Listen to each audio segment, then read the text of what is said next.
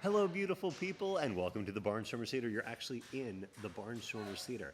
I'm Doug Shapiro. I'm your concessions manager, and I'm serving a delicious, delightful lemonade to Richie Ouellette, who is our set designer for Into the Breeches, which is opening on Thursday, July 24th. Is that correct? That is I'm correct. always insecure about the date, but Evelyn can always put a chiron.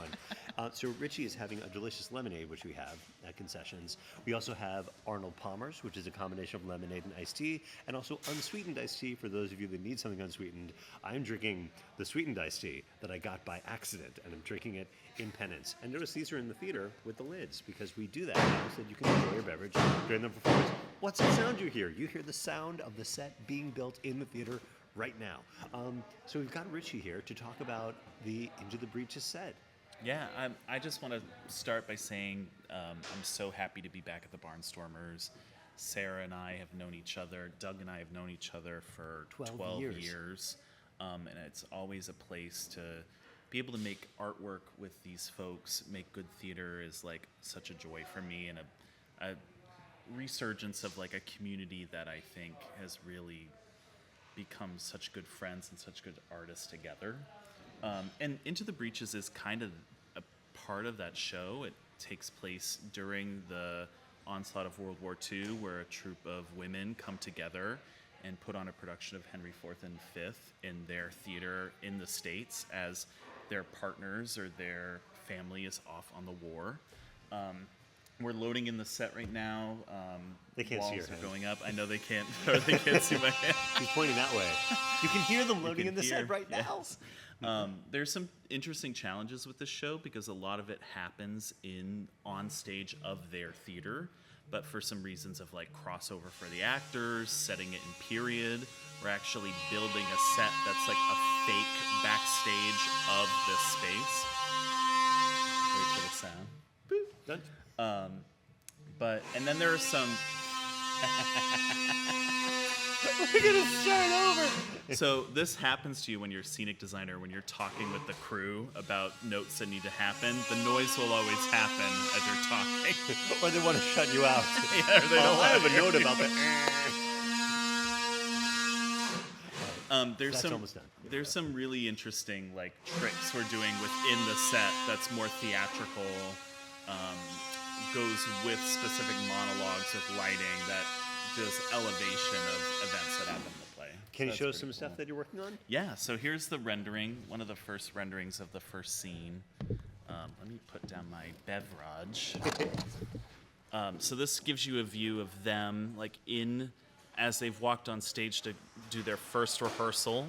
We're building out a lot of the sidewalls to make it look like a faux fly rail and faux catwalk that this theater doesn't have. And then in the beginning, we're dressed with a lot of old scenic elements of Shakespearean plays, which their theater has a huge canon of doing so in the past. And then as the play goes on, when they go to do their production of Henry IV and V, they decide to do it in modern day of that time, as soldiers, of World War II to bring community and action for the soldiers abroad. And we're doing some fun, like dressing with banners. There's some inset lighting that's doing some fun things. So, yeah. So those are renderings I've done. Working with Sarah, we've dreamed a lot of like fun scenery, acting details where the set is being used very physically, and that's always a joy for me that it's not just like putting up pretty pictures on stage, that we're really like the scenic designer is part of the physical action in that way as well. So part of our Here's the drafting. Ooh, drafting. So our technical director is very busy. They're putting up the set right now. But can you talk a little bit about how you work with the technical director to translate your vision into the actual stuff that goes on the stage and how it's built? What I do is once the director and I have agreed upon where we want to go with the design, looking at renderings, I do technical drawings of all the scenic elements, drafting, that Josh, our TD, takes and uses them to make build drawings and build from. I make paint elevations that show exactly how everything should be painted. I make prop charts and scene charts that sort of describe how everything should be used and in what scenes they're being used. And then Josh and I have a lot of conversations. Like, we had a Zoom when I give him the drawings, and we talk through everything, and I ask, okay, with this element, like, can we go in this direction if this material's hard to find? Like, there's definitely a back and forth there of just trying to make the best version of that vision as possible. And yeah, so now the crew is doing great work loading everything in, and I'm here, to advise, but also because I come from a scenic painting world, at night I'll be here helping paint like little details. So We all pitch in. we all pitch in. Thank you so much for joining us, and enjoy the show. We'll see you at the Barnstormers. Can't wait to see you.